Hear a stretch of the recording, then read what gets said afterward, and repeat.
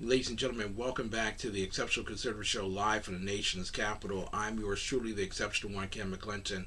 I have the opportunity of interviewing tonight a true patriot, a man who understands the value of hard work, dedication, and devotion, and someone who also understands that you can't make centralized decisions for Americans out of Washington, D.C. or New York City. None other than Jim Simpson, who is running in the Congressional District 2 for the state of Maryland for the U.S. Congress. You can go to jimsimpsonforcongress.com for more details about this gentleman. I recommend highly that you consider him in this electoral race. You have a lot of Republicans. This is a huge group of Republicans in consideration of the People's Republic of the state of Maryland. Why did you get into this particular race? Live, first of all. And as I said earlier, it's where I intend to spend the rest of my life. And I don't want to, first of all, this election is going to be the most impactful election of our lifetimes, I believe. This election is going to decide whether we continue to come back to reality as we have under the last 3 years with President Trump, coming back to the exceptional nation we know we are, we can be, we were founded to be, or if we are going to reverse it and continue the downward slide towards socialism and communism. And I'll tell you something, I've been writing about these issues for 18 years. As you probably know, I write for Breitbart, Daily Caller, The Federalist, and many other outlets. I've spoken across the country. I've been in numerous documentaries, and I've done this for 18 years, and we are being systematically shut down by the deep state, by the big techs, and by the Democrat Party. And I will not stand for it. I will not allow them to take this country down if I have anything to say about it. And whatever happens, I'm confident that with God's help, and it's very important, I think what you said in the beginning, sit down with your children and pray and pledge, but pray first. That's what Yeah. we should all be doing first, because frankly, this is what happens when you forget God. This is Yes. what happens to a country when you forget God. And so we need to bring God back as the prime focus of our lives, because we are fighting powers and principalities here. It is not merely just bad people, although there are a lot of bad people. It is an evil that walks the earth that we are battling against. And we cannot defeat that with our own resources. We absolutely have to rely on God. And that's what we were created to do, isn't it? That's And correct. so, Jim, yeah, so, you're less than a month away from yeah, the election yeah. and the Maryland Congressional District 2, the People's Republic of Maryland, of course. And the query here is what makes you different from all the other? I mean, because people would Right. think, you know, June 2nd, it's only one or two of you, but it's a number of people running out of the second congressional district. Seven. Seven. Yes. What makes you different from all of the rest? Well, to be honest with you, and I don't want to sound immodest, but I'm the most qualified person in the race. Mm-hmm. I've been working these issues and studying these issues since the mid 1980s. I spent 6 years working in the White House Office in Management and Budget under three separate presidents. I know the Capitol Hill inside out. I have a nationwide network of experts. Uh, for example, the person who created that Restart Now model, he created one for Maryland, one of the first ones he created at my request. Yes. Now, a lot of people just can't do that. They don't have the connections, they don't have the knowledge base. I have all those things going for me, and I have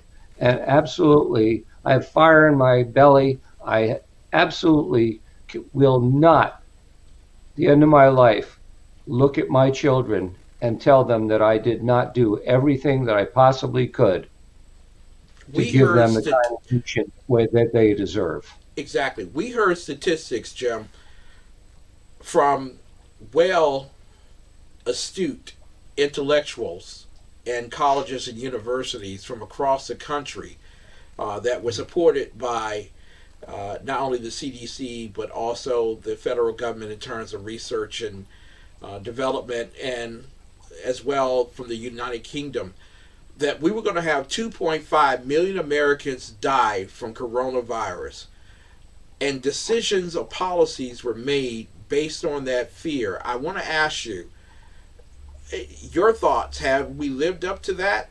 And should policies be made in such a fashion out of fear? Yeah, no, absolutely not. That's it's really a tragedy. And I say that President Trump has done the best he possibly could under the circumstances, because when this whole thing started, we really did not know what we were dealing with. Although I'm pretty sure I could tell you that the powers that be knew very early on that this was a manipulated virus. This was not a virus that came out of a wet market. That is absolutely indisputable today. That was a manipulated virus that came out of a bio-level 4 lab in Wuhan. And we know it because one of the people working on it warned us and then promptly died as a result of it. And that lab has been cited many times for their shoddy safety procedures. And so this was kind of a mistake waiting to happen. And the communist Chinese have worked on bioweapons for years. But so we didn't really know in the beginning. And I have to credit President Trump with taking a lot of very brave stands, because can you name a single Democrat president that would stand up there and voluntarily destroy a beautiful, wonderful, election-winning economy because of some disease? No, no. It's, the heck with it, die. Go ahead and die. I want to win in November. Exactly. And so it was a hard call. But now we know enough. We know enough to say, well, for one thing, if we let it go any longer, there are going to be more people who die as a result of the shutdown. There already have been deaths as a result of the shutdown. One of the measures that are in that model are suicides. And he has already shown, and he showed in that video that you watched, yes, how there are some counties where there are more suicides this year, vastly more than last year, more suicides than there are COVID cases, and no deaths.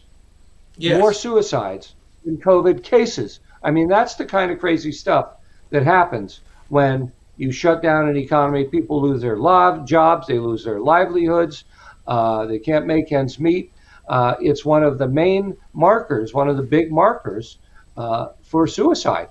And Exactly. so there's so many different factors, getting elective surgeries. How many people are going to get sick because they didn't get the elective surgery when they needed it? Yes. 3 months down the road, that elective surgery may be critical or may be too late, And so we have to open up. We absolutely have to. We can do that safely. It should never have been a top-down thing. It should always have been something, actually, that's the way it's turned out. As President Trump said, I want the states to run their thing, and that's as it should be. This is a federal system. But some of those states really have not done a very good job. They've shut down everything, and they haven't focused on the most vulnerable people. About half of all the people who have died are people who lived in nursing homes. Yes. Well, if we saw that, why didn't we take efforts to protect them and let the other people, most of whom are never going to be bothered by this, go about their business? I have to ask you here, Jim Simpson with us tonight. Jim, there are right now some 30 million Americans who are unemployed. They're expecting another 3 to 4 million to file for unemployment for the first time on Friday. I've got to ask you here, first and foremost, was all this worth it? And then number two, how do you jumpstart a economy that's virtually dead in the water? Well, there's two things. First of all, this is an unnatural slowdown, right? Mm-hmm. That wasn't where the economy was when this started. The economy was really humming right along, was turbocharged. Yep. And so a lot of this was, we're stopping exercise right in the heat of the workout. We can go back to that workout. We can get back to work. And a lot of those businesses are just busting at the seams, wanting to get back to work. People want to get back to work. And people want to get out to go to restaurants, to go to stores. There's a lot of pent-up demand. Now, it's going to be slow because at first, the more timid people are going to say, well, I don't know that I want to be out there commingling with other people. And so it's going to be tentative at first. But, we've seen the rallies all over the country. And Yes. A large proportion of our population is absolutely sick of this. They think it's overrated. They think it's overdone. And I honestly believe the same thing. But whether I believe that or not, we have to do this sooner or later anyway. And we can't wait 18 months for a vaccine to maybe come along that might help, like the influenza vaccine helps sometimes. Yes. We can't afford, if we waited that long, we really would be in an unrecoverable depression that would make the Great Depression look like a walk in the park. Exactly. Jim Simpson with us tonight. Jim, here's the problem that a lot of Americans have. I could go into a Walmart in the book section and open a Bible. And I can get 50 other people to go into that same Walmart, stand around the same area, and read the Bible. I can hold worship service in the Walmart, but I can't hold a worship service in my church. And also, nor can you go to Barnes and Noble to get the same book. Exactly. So, what happened here that we became socialist? Communist China in dealing with these issues, and no one in Congress seemed to fight against the unconstitutional rule of the states. Yeah. No, you're right. Very few have actually stood up, although I have to say, Ted Cruz and a few others have at least mumbled some things. Yes. But really, we the people are showing our intolerance of unconstitutional governance. We really are. And in a lot of ways, I think in a certain sense, this has been a good thing.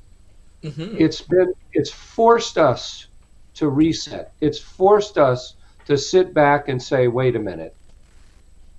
I live in a great country. I'm lucky to be here. Look how easily it can be taken from us. And I think it's forced us all to sit back, recognize what we got, appreciate what we got, and begin to better understand, what we have, not got.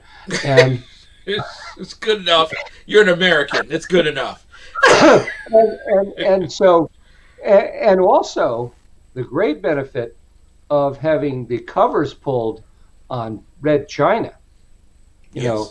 I've known for decades that Red China is not our ally and that we made a huge mistake by opening up to it. But even I didn't know that all of our antibiotics were made in China. That's crazy. What would you do differently as a congressman to make certain that our economy was protected and that our rights were protected in the United States? What law would you promote or push in this regard? Well, I mean, I'm a strong believer in the Second Amendment, although that's an interesting issue too, because that's largely a states' right issue. So many of the things that we do are unconstitutional. We pass a law saying you can do this with a gun, but you can't do that with a gun. But the Second Amendment is pretty clear that we can do whatever the heck we want with a gun, Thank you. as long as we're not a violent felon. And Exactly. and I am all for open carry. I'm all for concealed carry, and I don't believe anybody should have to prove that they're worthy of it, except and unless they're a convicted felon guilty of a violent crime with a firearm or other weapon, and that's in a limited sense. Um, Violent crime would be cut in half overnight if residents of Baltimore City were allowed to carry guns. True. It, Very it true. would be overnight. I absolutely know it. And I lived right in the heart of the city, and I mean there were holdups right on my street, and there was a purse snatcher living in an abandoned building at the end of my block. I mean, it's crazy stuff, and he Yeah. could live there because there was a squatters law that allowed you to, you know, occupy an abandoned building for 30 days and nobody could throw you out. I mean, Jim, just crazy stuff.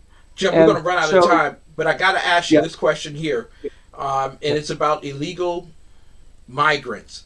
There's no such thing mm, as illegal immigration. You only have legal right, immigration. These that's are right. illegal migrants. These are people who are busting the law. Nancy Yep, Pelosi couldn't get back to Washington at all to make certain that small businesses and Americans had coverage under the uh, Payment right. Protection Act. Yeah, paycheck And type. yet she wants to come back to Washington in June and make certain that every illegal alien receives a monthly income. What say you? What should we do in that regard? I think we should put her in a boat with all the illegal aliens and ship her down to Central America or wherever the heck they came from. I mean, she can go live with them all she wants, and she can expend her millions of ill-gotten gains uh, on them if that's her preference. But she cannot ask the taxpayers of America to support criminal, illegal aliens, people who broke the law to get here. This is that's like a blatant violation of her constitutional oath. I don't know how these people do this and don't even, you know, without a second thought. It's Exactly. stunning to me. It's stunning that they Jim actually. Simpson. However, I know their agenda. Exactly. Jim Simpson, we're going to have you come back before the election. Oh, I'd love to be But back, how can Kenneth. people support you in your campaign? Okay, please go to my website, jimsimpson4congress.com, and uh, there's a big red donate button there. Hit that donate button and please give whatever you can because honestly, that's how we win. Yeah. And it's crude and it's shallow, but unfortunately, that's the world we live in. That's how we win. Check out my endorsements. That should give you a sense of the kind of people who support my campaign and lend credence to my claim to be the most qualified person in the race. And by the way, the other folks, I know most of the other folks, they're nice folks. They're Yeah. good folks. They're Yeah. good hearted folks. They mean well, but they do not have my experience, knowledge, training, uh, uh, and abilities and network. And it's just a reality. This is what I've done. This is my life. I have dedicated my life to helping to restore this country, and they haven't. That's That's it's that true. simple. You got the That skills. simple. You got the love. Jim Simpson, Yeah. ladies and gentlemen, the 7th Congressional District, right? Second, Second. Forgive me. The second. I second. was right. There we Yep. go. Maryland And Congressional District 2, GOP candidate Jim Simpson for Congress.com. We appreciate you coming on tonight, sir. Thank you so much. it's great Ladies, to be with you. it was great being with you. We're going to have you come back in a few weeks. Ladies and gentlemen, I am telling you that this is the time, this is the season for you to make your decision. I know that in places like Virginia, the governor has made it very difficult for Republicans to make a face in the primaries in June. For you who are listening in Maryland, this is your opportunity to choose someone who's going to make certain that God is put first, the Second Amendment put second, and everything else will flow just right. We'll be right back with more of the best in urban conservative talk right after these messages.